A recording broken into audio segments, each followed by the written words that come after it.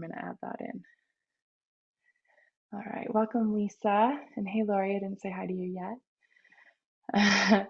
All right, so we're talking about the week of really starting with yesterday. I like to start my week on Sunday, so February 14th to the 20th. And we have some key significant things happening this week. And while the astrology this week might not be like crazy powerful in like the moment, it is, like I said, setting up some of the conditions for the year and really into 2022.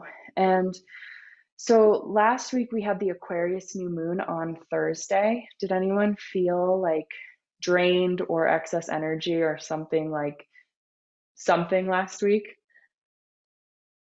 Yeah, enough to like come back this week and hear more.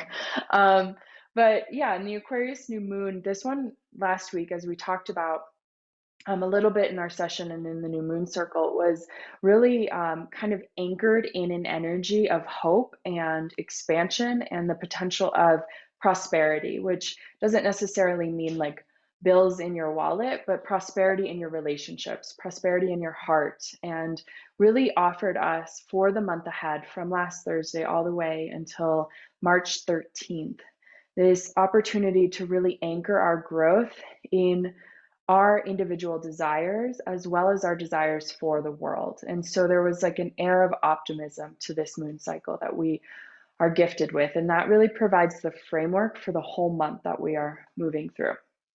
And so that's nice. It's lovely. It gives us this kind of sense that the world isn't bleak, or we're not stuck in our circumstances forever. There's the potential for change, and there's hope for a new world that we can contribute to building. And just as an aside, as we start to move through this last week of Aquarius, Aquarius is an archetype that is really for the people.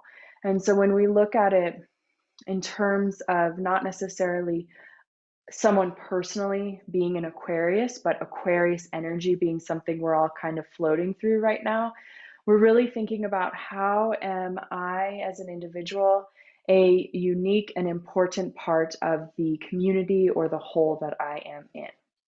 And we're asking that question amongst ourselves. We might be having conversations that are really about where are we all going? Like what's going on and where are we going? What do we collectively care about? And that conversation is going deeper this week. So, as I said, Wednesday is significant because it is the first of the 3 Saturn Uranus squares that we have in 2021. Saturn and Uranus square about every 14 years, 14 to 21 years. And this is significant because these are very, very opposing energies. And in their square to each other, there is just enough friction to initiate change. And that's a good way to think about squares if you ever hear about them in astrology. They're 90-degree angles, and they often indicate that there is the friction to motivate change. And opposition, in contrast, is when 2 planets are in opposition to each other. The easiest example is a full moon, sun and the moon opposite each other, and they're almost in a standoff.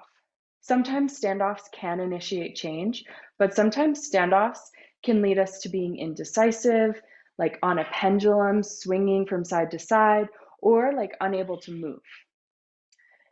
A square, by contrast, 90 degrees, is sort of like, have you ever had the experience or have you ever played this game with someone where you just like turn your head and you stare at them like obnoxiously until they notice, until they turn their head and they look at you?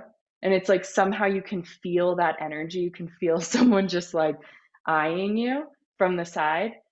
That's a silly example, but it's meant to illustrate that squares motivate us. They cause enough discomfort that we react. We look, we laugh, we yell, we do something. So they're not necessarily bad. It just depends on our relationship with friction and what friction is motivating within us, right? And so let's break down Saturn and let's break down Uranus, and we'll kind of frame that within where each of them are in the great old sky that we're really talking about right now. So Saturn right now is in Aquarius. It moved into Aquarius at the end of December, and it will be there until 2023. Anyone who knows in their astrology chart that they have Saturn in Aquarius, you're probably between the age of 28 and 31, or 54 and 57. And or no one in this room is in their 90s, so we don't have to go there. But unless you have really great skincare, and then we can talk about that. When Saturn is in the area of your chart now that it was when you were born, you're going through what's called your Saturn Return, which is generally a time where we are confronted with restriction, or with kind of like the walls of our own growth. And usually in that first one that happens, 28 to 31, it's a time in our life where we're really looking at the way that we followed the rules that were laid out for us or not, and the outcome of them. And what we see commonly is someone might look around and say, well, I followed all the rules. I did what I was supposed to do. In our modern current paradigm, that might look like, I got really good grades, I participated, I went to college or got into a trade, got a good job, got into a relationship. Again, this is very like normative current society. And then you get to this age 28, 29, 30, and you're like, shit, who am I? I don't like this. I don't want this job. Is this the guy that I'm supposed to be with? Is this the girl that I'm supposed to be with? I'm not happy. And so either we motivate change, or the universe starts crumbling around us. The relationship falls apart, the company folds, whatever. So where does Saturn fit into the mix? Saturn really rules responsibility, authority, boundaries, how we establish structure in our lives. When we're 2 years old, that's usually coming from our caregivers. As we get a little older, we can mix in teachers or authority figures in our society. By the time we get to 28 and 30, that's when we look around and we're like, wait, I want to be the boss. I want to be the boss of my life. And we'll initiate the change to kind of get there. And so you can kind of think of Saturn as oftentimes astrologers will use the harsh, mean teacher who kind of punishes you in order for you to get stronger. That's an example of how Saturn can play out. But really what Saturn represents is like the old way of doing things. Now, something to know about Saturn and how Saturn plays out in astrology is that oftentimes where we see Saturn, we see slowdowns and we see obstacles. Because again, Saturn is that teacher that wants you to do a good and thorough job and wants to hold you to a standard that you might not even perceive yourself or hold yourself to. And so with that, he wants to kind of hold the reins, pull you back, and make sure that what you're putting effort into, you really want, you really need, or you really think is a worthy place to put your effort into. And so what's the upside of Saturn? The upside of Saturn is patience and consistency. The upside of Saturn is taking responsibility for ourselves and our lives, and for establishing the way of being that is most supportive and most helpful to our individual and collective evolution.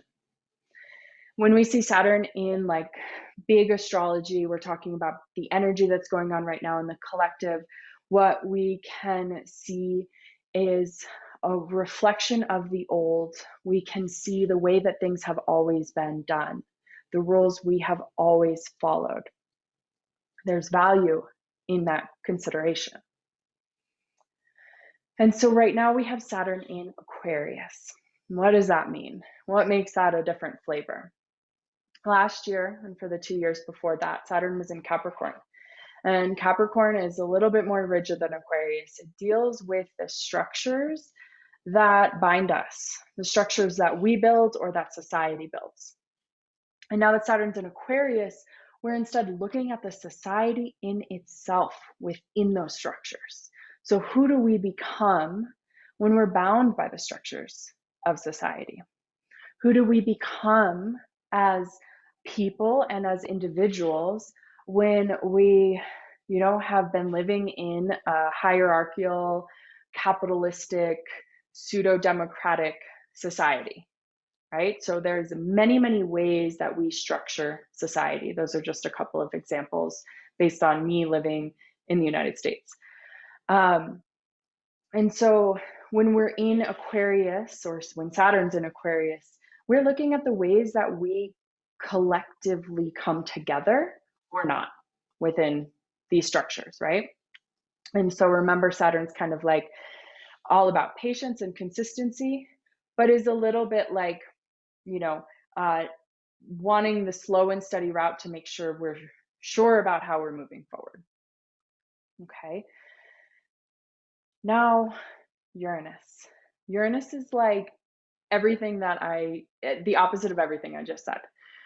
Uranus energy, by contrast, is revolution and instantaneous change, very like quick, spontaneous, take a risk, throw your whole life into a new direction.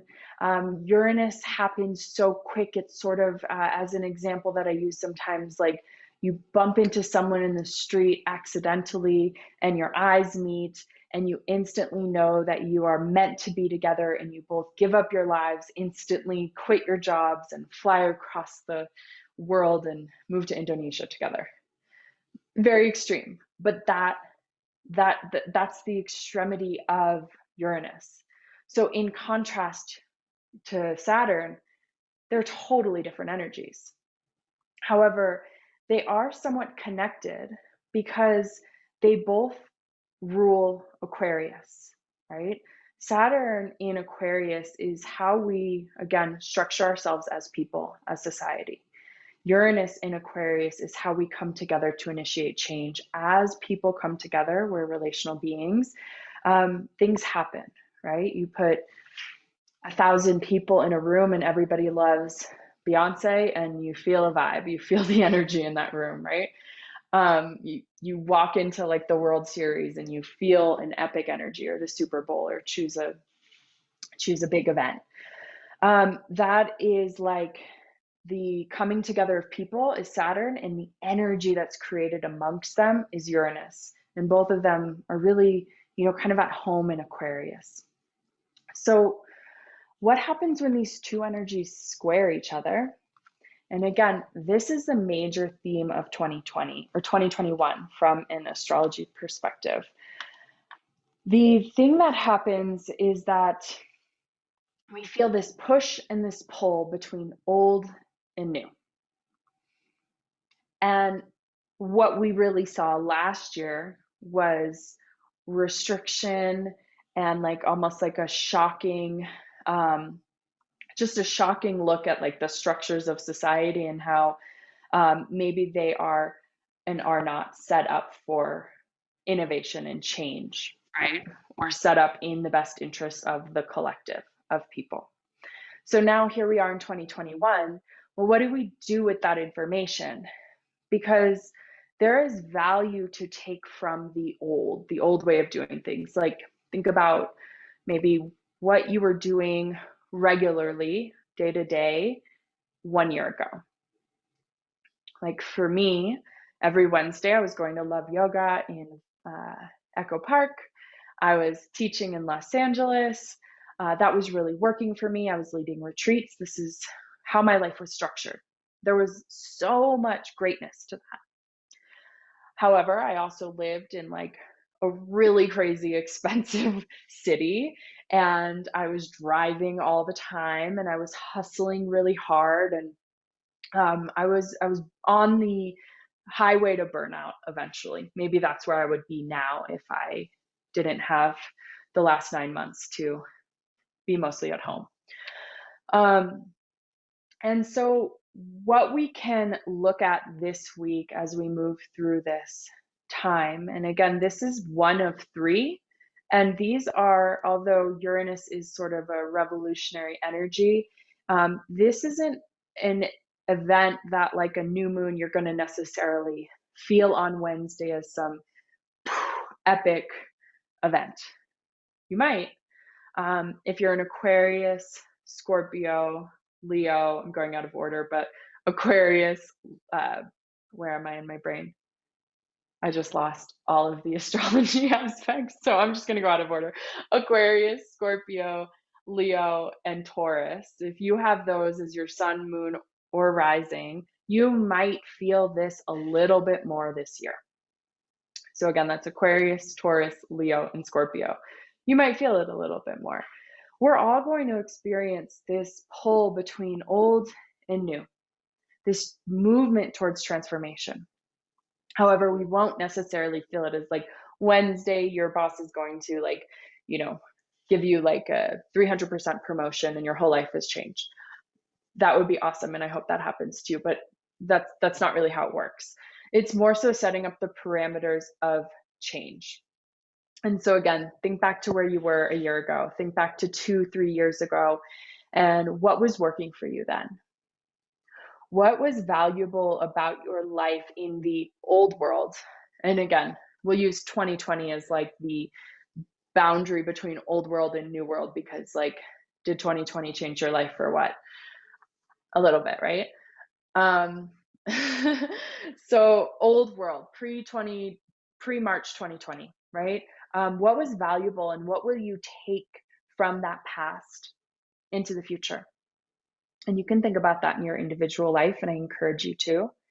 And we can take that inquiry into our look at what's going on the local or country, national or global scale as well, because it really is happening in subtle and not so subtle ways, both for us as individuals within a community, as well as us as citizens within a larger community, as well as overall around the world. And so what do we see when we have a clash between the old and the new? Within ourselves, we can feel discomfort, right? We can feel frustrated, like I'm not moving fast enough. I long for this old life that I used to have. I'm not caught up with this new world. I'm still stuck in my old ways. I'm still held back. And what can that look like in a larger scale? It can look like an uprising.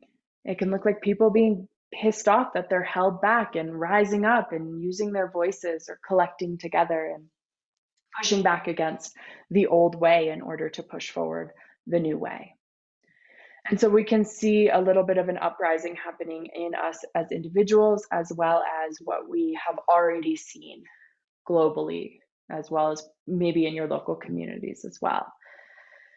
And historically, what we see during times where we have a square or an opposition between Uranus and Saturn, the old and the new, is political change. And we usually see this political change happen as a result of the people coming together, Aquarius. So it's the two sides of Aquarius, the Saturn side and the Uranus side, moving change forward. And it's this period where the circumstances present enough friction that something has to change, right? Does that make sense? Yeah, I love that most people are shadowed. I have this whole like 3-person line of shadow. It's kind of nice. Okay, so we have that push and the pull between old and new. And what Saturn does for us is it presents obstacles. And what Uranus does for us is it puts a stick of dynamite in our obstacles and blasts the change that we need to align with our path, to change our life in a new way, or to, on the other end of the spectrum, derail what we're doing. And ultimately, ideally, I'm an optimist, that derailment ultimately can help us to find something that's more authentic to who we are. And I think, why this period of time that we have this year with these 3 conjunctions can be so powerful for each of us is that it's an opportunity to really put that stick of dynamite into places that we're ready to overcome. Many of us are really aware of the obstacles in front of us. And I'm going to break down some ways to think about obstacles in a moment. But I know a lot of you, and I know that it's like, I know my limiting beliefs, or I know that I have this, scarcity mindset, or this view that, I'm scared to speak up, or I'm held back in these ways. So we don't necessarily always have to do a ton of work to identify the obstacles that we have, right? Do you know what I mean? Like, I already know. And I've taken enough workshops that have like given me the skills to figure out what's holding me back. But sometimes it's the overcoming. And I talk about this a lot. It's like I keep falling into that trap. I keep getting mad at my friend for the same thing, or I keep sabotaging myself in this way. And so this year, as a 3-part series, and that's the 17th of February, the 14th of April, and the 24th of December. These are 3 Act 1, Act 2, Act 3 periods of time where we can really recognize, maybe again, what's holding us back, and like jump into the fire, or jump over the fire, or move beyond it. And again, the gift, if you choose to see it as a gift, is that there is enough friction that can push us to overcome. It's like, enough. I have to overcome this because there's no other choice. And so yes, this energy can present circumstances that are uncomfortable, but I know in my life that I don't really change unless I'm uncomfortable. And so I have had to learn that if I want to grow, and I want to be successful, and I want to support myself in the ways that I know that I desire to in my life, I have to face discomfort. Yeah. And so why is overcoming obstacles important? Because they derail us. They can keep us stuck in the past. And again, that's Saturn. Do we want to be stuck in the past following different rules that don't work for us anymore? Whether we set those rules, society set those rules, or our parents taught us those rules, they can prevent us from taking action, which is that Uranus that we want to kind of lean into. And so many times our obstacles can be rooted in fear, or convince us that we're not good enough, or we don't know enough, or we don't have time or money. And then we kind of feel sometimes like we're out of options. And so let's break down obstacles a little bit. I'm going to break it down into 4 different categories. The first category of obstacles that we can really use this time to overcome are energetic obstacles. And so energetic obstacles are like the things that we do that leave us feeling exhausted or depleted. The choices we might be making in our lives that lead to some imbalance of energy input and energy output. And so you can think of the things that might drain you in your life. Maybe it's your commute. Maybe not right now, but maybe it's a certain dynamic in a relationship. Maybe it's that I always answer the phone when everybody calls me, even though I'm exhausted and I have no energy, and I just feel so bad not answering the phone. So I do it every time. And then by the time I get off the phone, I have to take a nap because whoever it is called me expected that I'm just this open ear they can dump all their stuff into. I talk to a lot of people that this happens to, and this used to happen to me. And so what does Saturn, what is this obstacle really presenting to us? What is Saturn teaching us with this obstacle? The biggest B word Saturn has is boundaries. Like, I don't have to answer the phone every time. How can I maintain a sense of control or sovereignty in that example? Maybe I don't answer the phone and I reply back saying, I'm available to talk tomorrow at 11. Does that work for you? That's a boundary that doesn't have to be communicated, but gives me a sense of control. I can prepare myself for an 11 o'clock call tomorrow and give that person some space because I know that they always call me when they're emotional. So let's move this over here and contain it, right? So that obstacle of energy is presenting an opportunity for boundaries. So some other questions you can consider this week with energetic boundaries or obstacles would be, where in my life am I giving too much time or energy? Very similar to the example that I just used. And then on the opposite side, where in my life do I get energy? Oh, it's my morning routine. It's the way that I, take my time eating dinner. Or every Monday night I come to this class and I do a nice meditation and I learn about the energy of the week ahead, and that gives me energy that makes me feel good, right? And so we want to think about giving and taking energy when it comes to thinking about some of the obstacles we might face energetically. And then number 2, mental obstacles. So mental obstacles tend to present themselves as a lack of goals or motivation or structure, a lack of focus or direction. So sometimes that can be an indication of maybe a lack of passion or purpose in our life, because we can sometimes, because of this obstacle, feel like existential or like, what's the point? A little apathetic. And so with a mental obstacle, we could, really like consider, when in my life did I last feel passionate? What does motivate me? Maybe we can overcome that obstacle, another Saturn word, with some discipline. How can I cultivate more focus for myself in my life? If I'm noticing that my way of dealing with stress right now in my life, or my way of kind of escaping my lack of motivation is, reading endlessly the news, or scrolling endlessly Instagram, or spending, now hours and hours in Clubhouse listening to people chattering.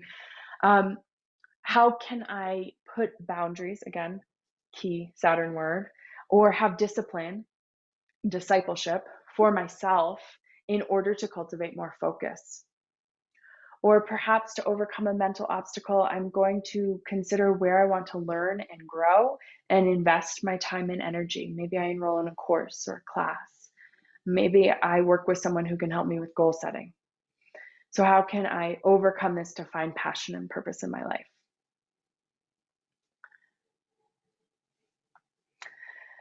Going pretty in line with mental obstacles would be emotional obstacles. And emotional obstacles usually are like where we would find limiting beliefs or propensity for irritation, like just feeling really frustrated, not necessarily knowing how to cope with our own stress, feeling overcome or shut down because it's emotionally too much. And so there's an obstacle there, or a block. And so this relates really closely with challenges with self-worth, or again, like I said, limiting beliefs. And it's really related to maybe our belief that we're unable to accomplish things, or our negative emotions based on the past, or kind of feeling like life itself is an obstacle that's a challenge to overcome. And there might be times, I'm going to interject, where we feel all of these at varying degrees, and that it's not an indication that anything's wrong, but I hope to present potential like ways to use this energy to overcome the obstacles that might show up for you. Mental and emotional obstacles are usually where we'll find ourselves blaming externally. So we're like pointing the finger, like, oh, I just always, attract this drama in my life. And so a big Saturn keyword for mental and emotional obstacles is responsibility.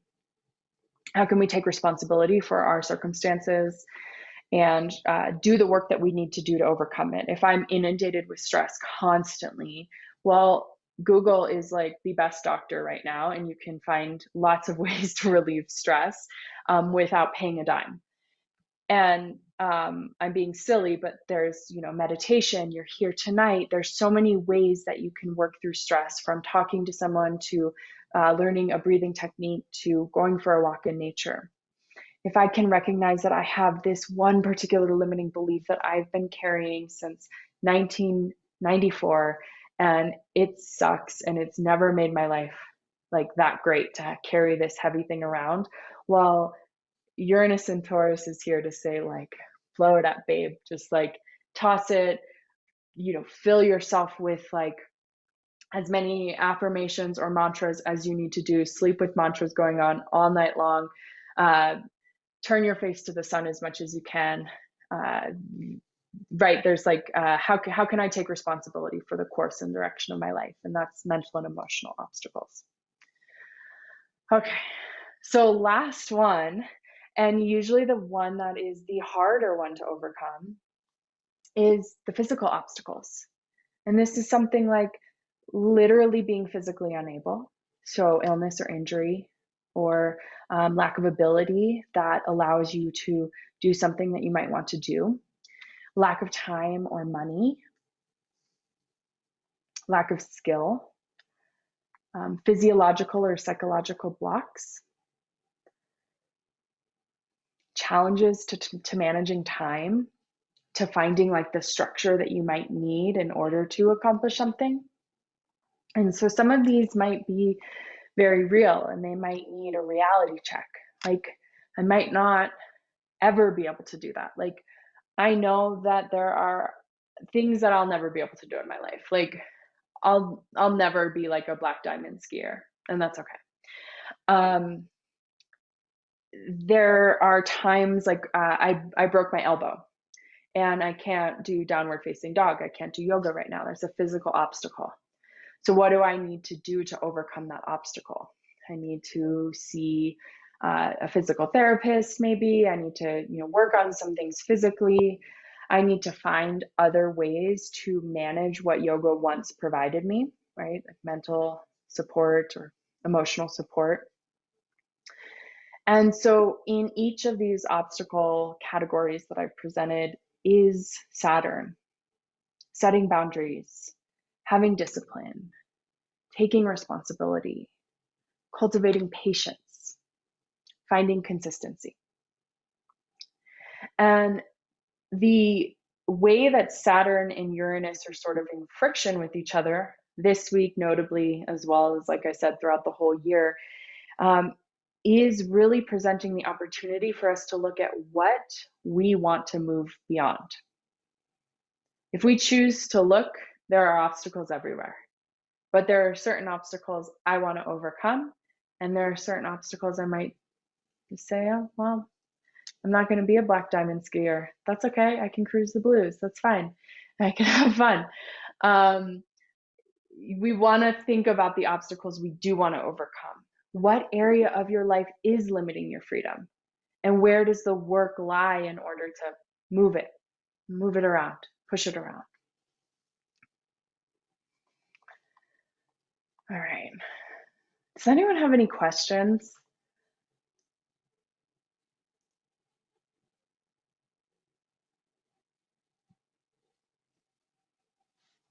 I see you, Laura. You have a question? Yes. How long is the square happening for? The square has actually been happening for about a month and a half. Saturn takes 2.5 to 3 years to move through one sign. It moves very slow. Uranus takes 6.5 to 8 years to move through one sign. So it's slow, which means that for them to meet at the exact degree, which is what we would call that day where there's a square, it's like the new moon lasts for like 3.5, 4 days, but we say it's this day because it's exact. The exact moment happens, and I actually don't know how long they're exact for. Like, I would say probably a day, but they'll stay in the same degree realm. So it's 7 degrees of Aquarius and 7 degrees of Taurus where they meet. And let me just do my weekly share of, so that you can see it. So again, not meant to make a bunch of sense for you if you're new to astrology, but let's just look at what we call the slow planets in astrology. And these are the guys and gals that move slow. So let's go to the 17th. And here we are, we have Saturn at 7 degrees and 16 minutes of Aquarius, and it is in an exact square to Uranus at 7 degrees and 14 minutes of Taurus. And so then if we progress it the next day, we'll see that Saturn is starting to go faster. So now it's 23 minutes and Uranus is 16 minutes. And we go another day and we're on Friday the 19th, and we see Saturn is at 30 degrees and Uranus in Taurus is just at 18 degrees. We go forward another day, we're at 20 degrees of Taurus, or 20 minutes of Taurus here, 37. So they are still tight. And again, this is all year, because what we're going to see, and stick around long enough and we'll talk about this in April and we'll talk about it again in December, is that Saturn is going to progress a little bit faster than Uranus, on and on and on, and then goes retrograde. And when it goes retrograde, it moves backwards and they have another conjunction.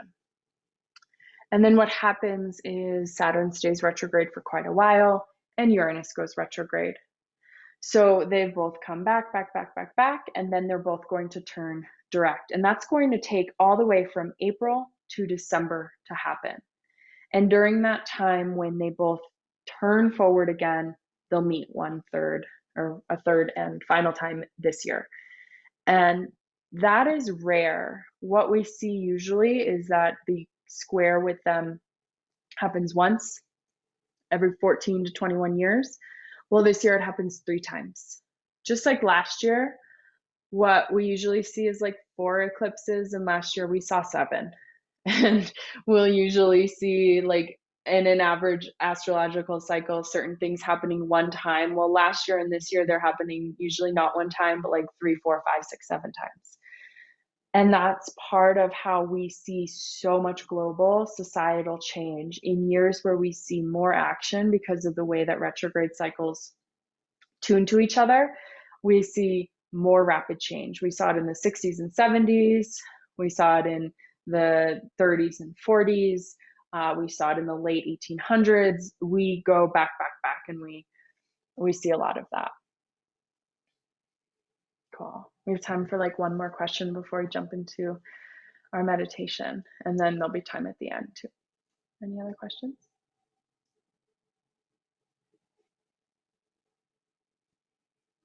No? All right. All right. So questions might arise, and that's great.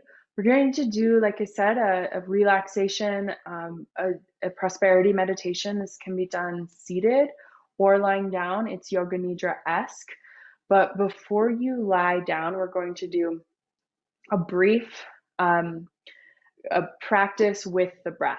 So I want to say that if you have a heart condition or you're pregnant, then you're encouraged not to do this specific breath, but just to breathe deeply. If you are cool holding your breath for a little bit, that's what we're going to do. Not encouraged if you're pregnant. All right, so go ahead and get yourself into a comfortable seat. If you know that you're going to want to lie down as we settle into our meditation, then cozy up a spot for yourself to just lie back in. All right, and so this is a practice we're going to do for 3 minutes, and it is a kind of a shortened Kundalini breathwork practice that can help to build resilience in the body, so that Saturn helps us to build resilience. So the change that we're confronting in our year ahead, we are strong and prepared for, okay? So identify for yourself your right and your left. Just remind yourself what those are. And you're going to take your right hand, I'm mirroring you, and you're going to be closing off your right nostril so that you can breathe into your left nostril. I'm going to walk you through it, and then we're going to do it for 3 minutes together, okay? And so I want you to think about something that you might be overcoming in your life, like a limiting belief or a shortcoming that you're really like working on overcoming. Maybe it's to trust the world more, or to be more brave, or to call in more prosperity or abundance in your life, or more confidence or something like that. So I want you to phrase this as like, I am this. You're already calling it in. I'm ready for this. I am prepared. I am confident, etc., etc. Yeah.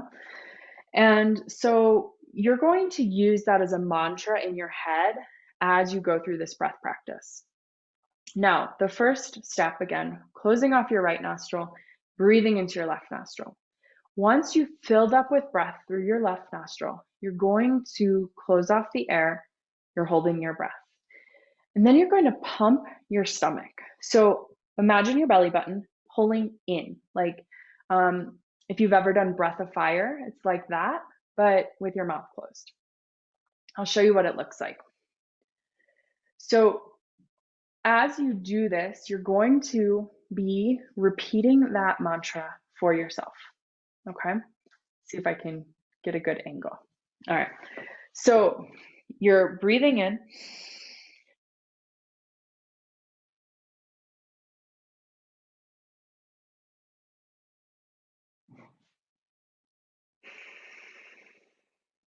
Okay, so what just happened is that I'm breathing in, I'm pumping my stomach, I'm repeating the mantra in my head, and then when I'm done, like maybe you go up to like 16 pumps or 20 pumps, you close off your left nostril and you breathe out of your right nostril. I know it can be complicated, I'll walk you through it, but you're holding your breath, you're containing yourself, you're finding resilience and strength, and you're programming your mind all at the same time. Okay. You guys down to try it? All right, cool. So just take a regular deep breath. Come back to your knowledge of right and left. Bring your right hand up to your right nostril. And just take a few practice breaths just through your left nostril. I'm going to get my timer prepped. Okay. So on that next breath, close that right nostril like you have already. Breathe in through your left. Once you're full, hold the breath. Begin pumping your navel. Find that mantra in your head. You can close your eyes or gaze at the tip of your nose.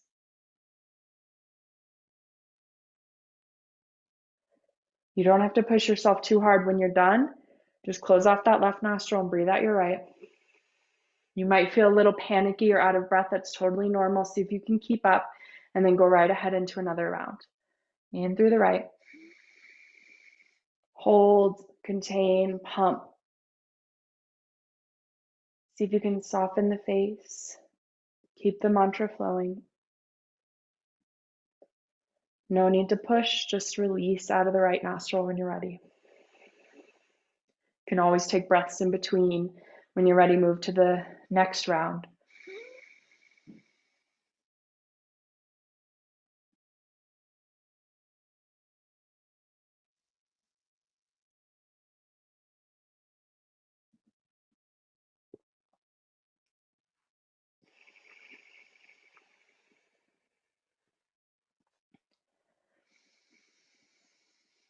Halfway there.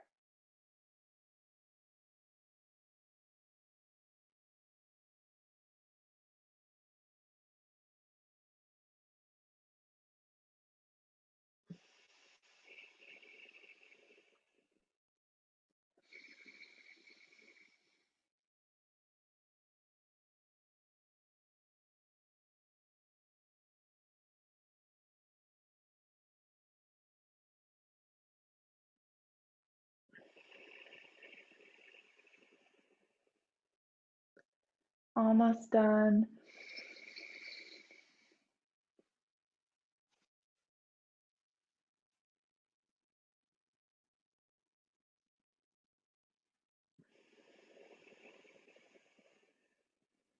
Notice how you feel and do your best to keep up. Just 2 more cycles.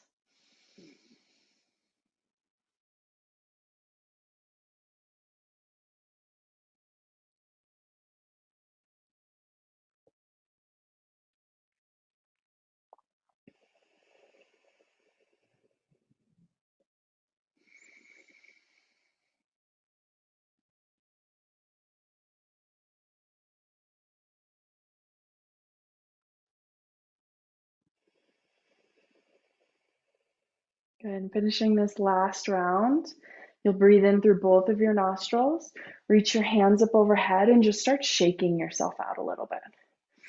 Just normal breaths. Get your hands into it, move your hair around, shake your ears, get a little wild. Beautiful.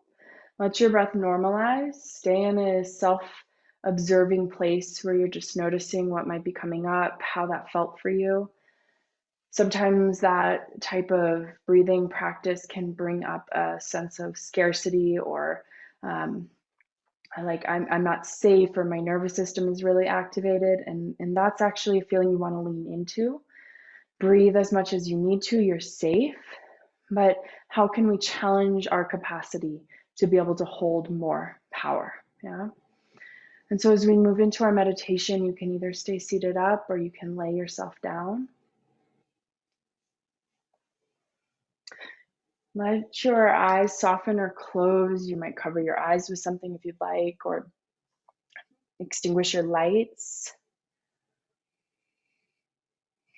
And just to allow for you to become aware of your current state of being inside of your body, as well as your body placed in the room that you're in. So just really noticing that there's kind of two worlds that you're in right now. There's what's going on inside, and there's the world that you're occupying and the space you're sitting in or laying in. And see if you can just let yourself settle into the earth, whether through your seat, your feet, or your whole back body. And take a quick scan of your body from the scalp or crown of your head all the way down to the soles of your feet.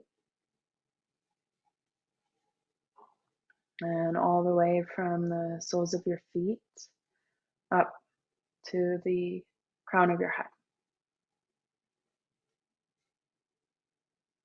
Notice the breath just really normalize here. No force or control of your breath at all. And we begin starting at the top of the head and just relax your scalp completely. And see if you can even feel like all of the follicles of hair in your scalp release into gravity. So they themselves even become a little heavier. And with that, feel the forehead and the skin of your forehead and your temples relax. And all the muscles around your eyes and the muscles of your eyes release. And soften your whole upper face, even the tip of your nose and your ears. Soften. And with that, your jaw softens, your chin, teeth and tongue, gums. And just let this peaceful feeling flow down your neck, soothe your throat and dissolve tension. Tension dissolves on contact of your consciousness, and your consciousness and awareness glides down, softening your shoulders, your upper arms, forearms, wrists, and hands. And can you continue to let this peaceful sensation of relaxation and rest begin now to fill your torso?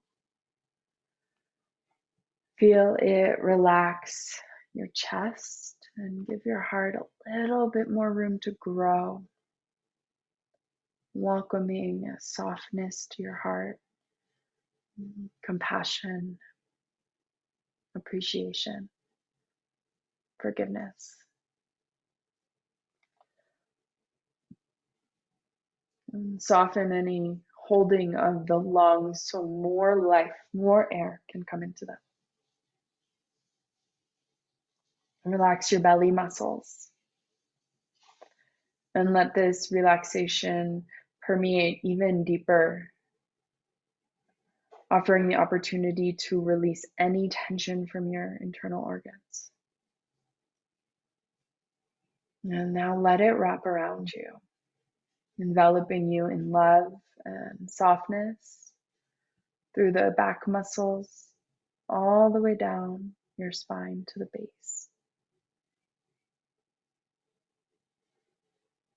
And continuing to breathe in deep and fluid, natural breaths, allowing for your greatest state of health and happiness and harmony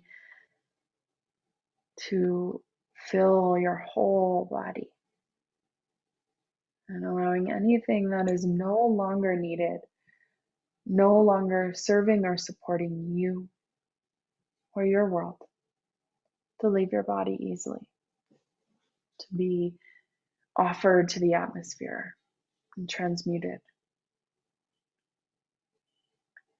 And bring this peace down into your hips, and your pelvis, and your buttocks. And let it move down your thighs, relaxing your legs completely as it flows down to your knees, your calves, ankles, and feet. Allowing any remaining tension from anywhere in your body to flow out of your toes and the soles of your feet, leaving your whole body comfortable, peaceful, and soft.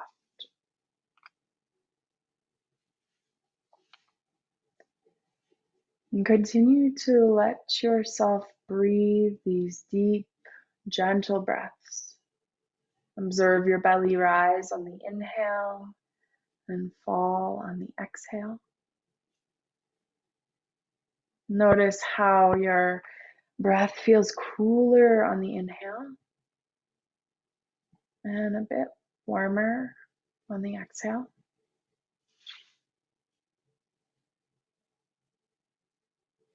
Now, is it possible for you to soften your breath even more so it becomes that much more natural? What would that be like?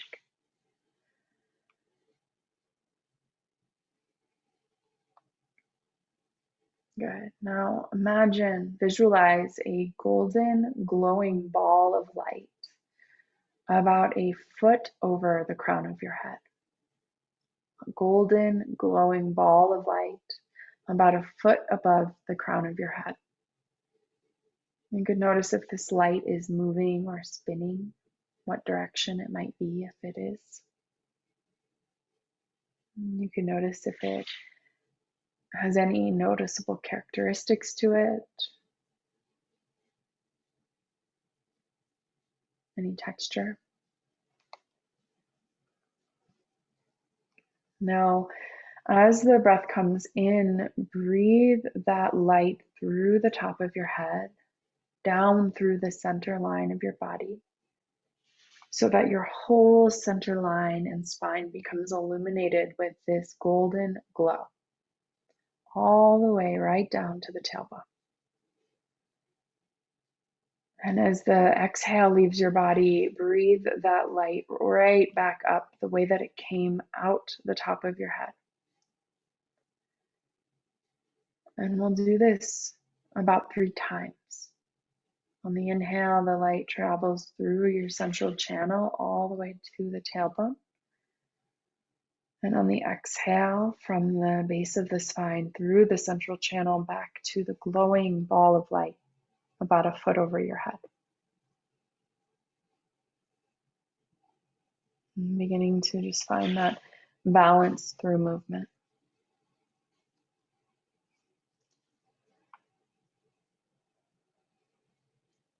Beautiful.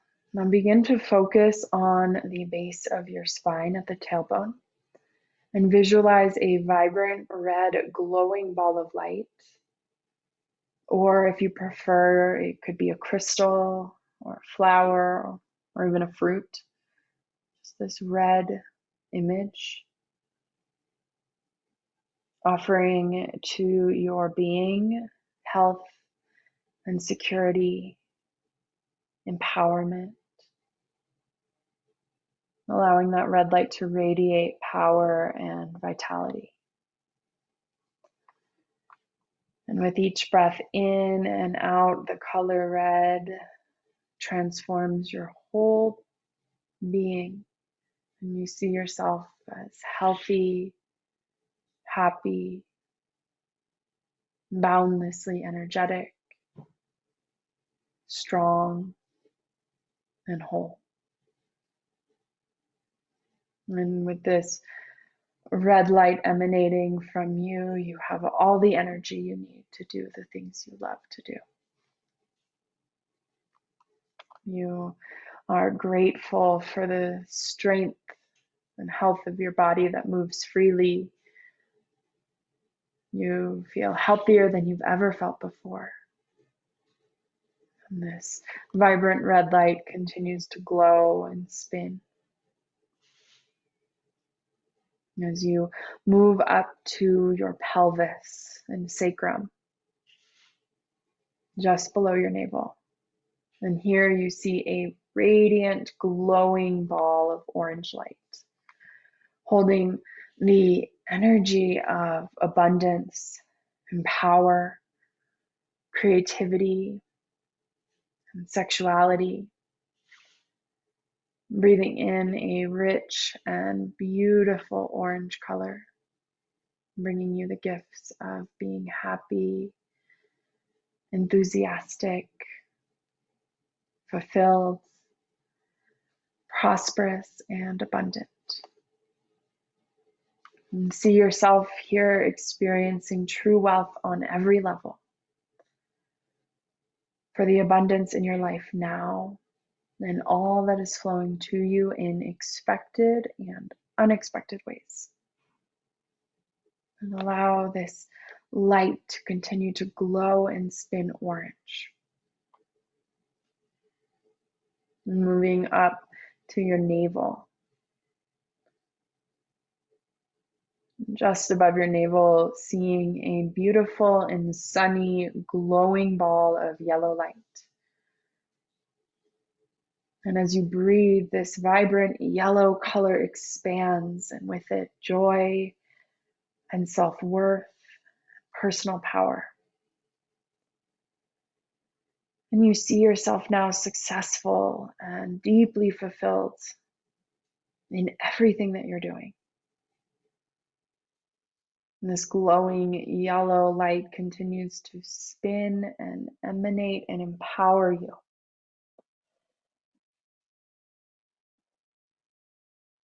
Now move up to your heart. And at the center of your heart, the center of your chest, visualize a beautiful emerald green, glowing ball of light, a crystal or a flower. Just see that glowing green at the heart. And let it glow, bringing gifts of compassion, love for yourself and others, acceptance, and the ability to love deeply. Breathe in this green and let these feelings expand. And see yourself living in perfect harmony with everyone in your life. Emanating peace, inviting connection. And let it fill you with gratitude and appreciation for this opportunity to live in this world, to be alive. Feel your heart swell with compassion and forgiveness for yourself and for others. And this green light continues to glow and spin as you gently move up to your throat. And at your throat, visualize a beautiful blue color, enabling you to communicate with ease and truth and wisdom, and to express yourself with confidence. Breathing blue in and out. See yourself happily expressing your uniqueness through creativity, whether it be singing or dancing, moving or writing, anything that brings joy,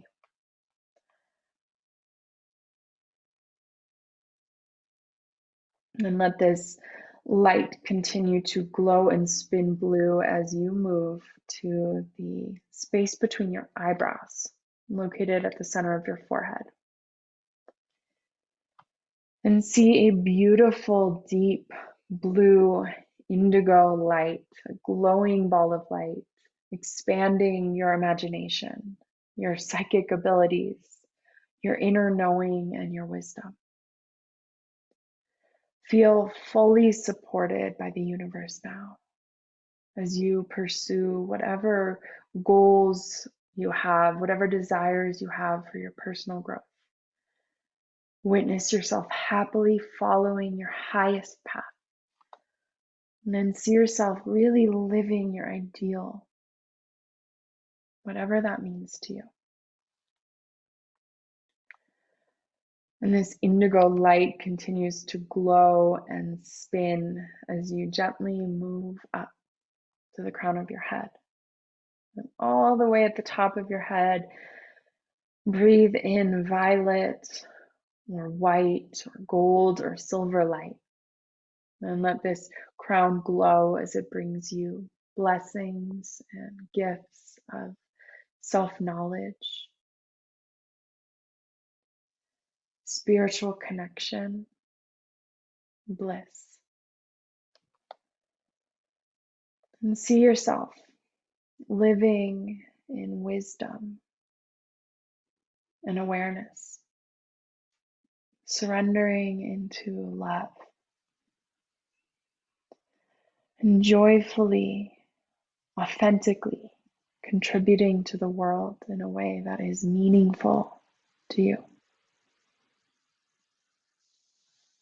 And stay in the essence of this feeling. And let this light continue to glow and spin.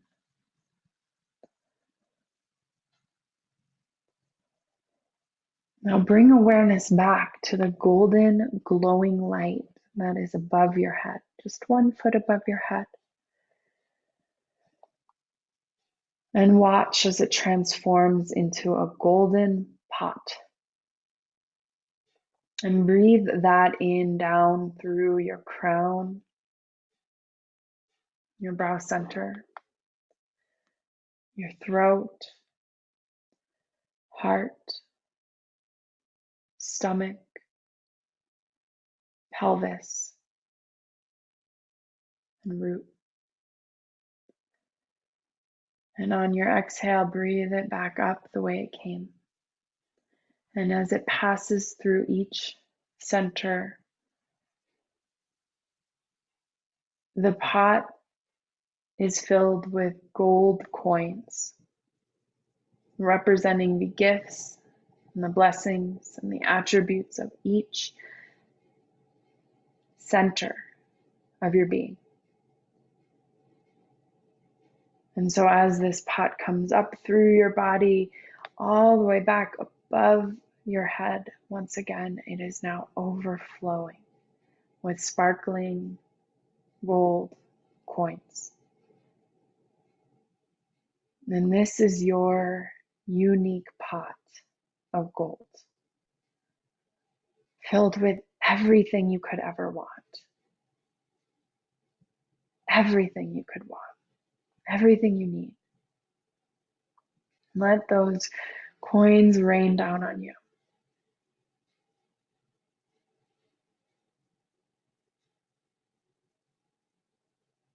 And just spending some time here in this peaceful state, letting all of your dreams come true. As you finally lay claim to your gold.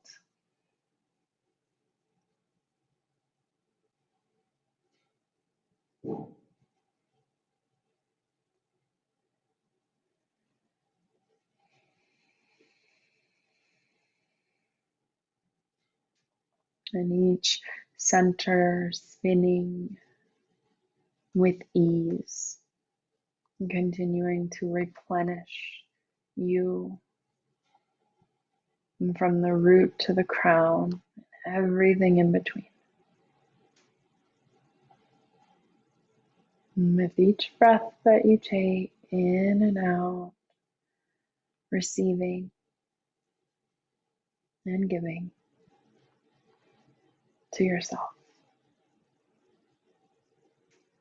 No matter the obstacle, you are capable of claiming and sustaining all that you need and desire.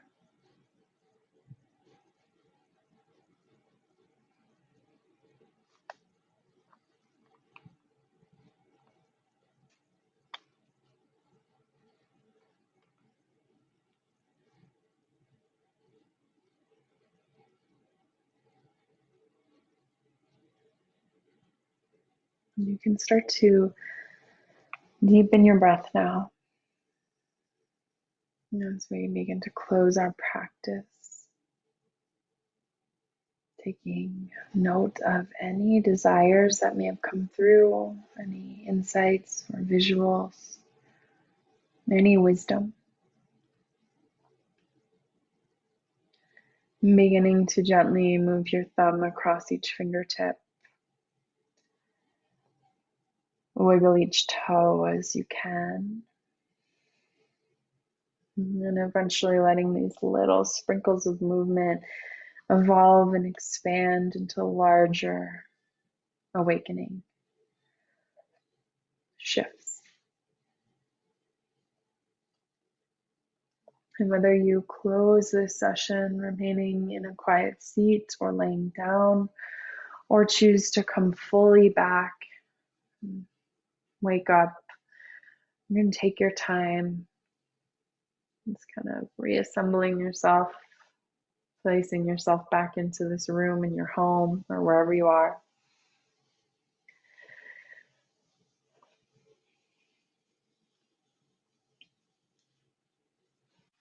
And so in closing, I encourage you to continue to nourish yourself with your inner resources and to take note this week of what's going on in your life. Any projects that you're starting, any themes that are rolling around, any changes you're observing or feeling on the fringe, write them down, take note, and just observe with curiosity how they evolve this year, where you might be prompted to take action, or where maybe the universe or the circumstances take action for you. We're certainly in a time of change between old and new, so consider what you want to take from that old world of yours into the new world. And on a larger level, what was valuable collectively about the way that things were done, and how do we want to thread those through the way that we're moving forward. So thank you so much for joining me tonight. And I'm here every Monday in my Zoom square, and I hope to see you in yours soon. I'm starting on Sunday a week-long program related to using astrology as a tool for health and healing.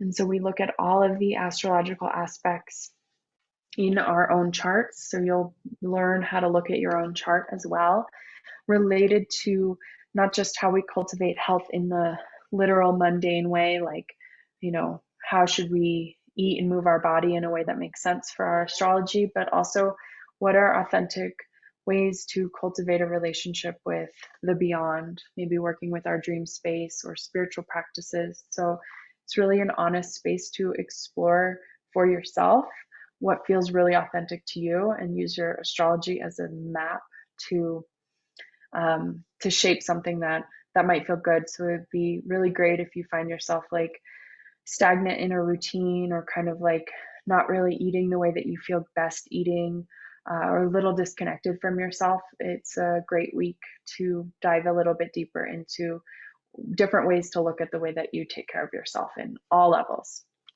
So it starts on Sunday, and it's called Renewal, and I run these programs every month, and they have a different theme, but I'm typing in the URL.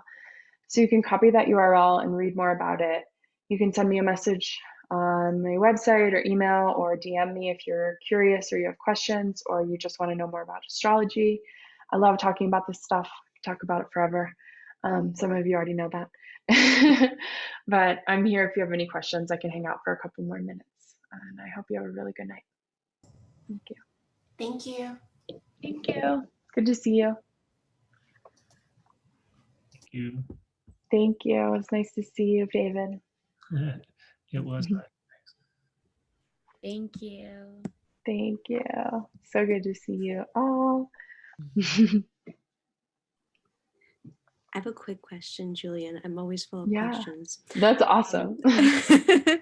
I don't know what time I was born at, and my mom shamefully doesn't know either. It doesn't say on my birth certificate. So when it comes to like, I've been looking into the renewal program or getting like a reading, like I've heard to just like tune your chart to like 12 p.m. a.m. I'm not sure, but like, do you still see it being effective if you don't know your birth time? Yeah, you can still get a lot of information because we don't just look at what birth time establishes is what's called the house system. So those are like the pieces of pie in the circle.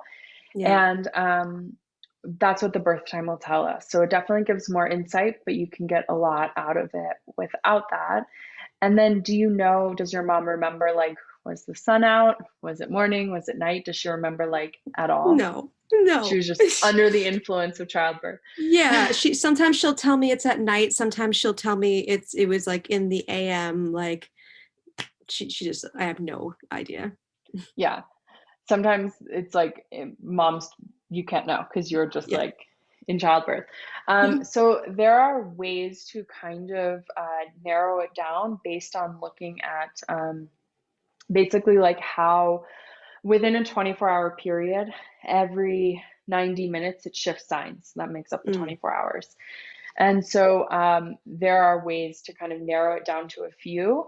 And then there's actually some astrologers that are very, very skilled. They'll ask you a ton of questions and then they can narrow it down like pretty well. I have a few that I can point you to that can help with that. I wish I could do that, but I haven't learned that skill yet. But basically, like a couple of things. I know you're a Libra sun, and with looking at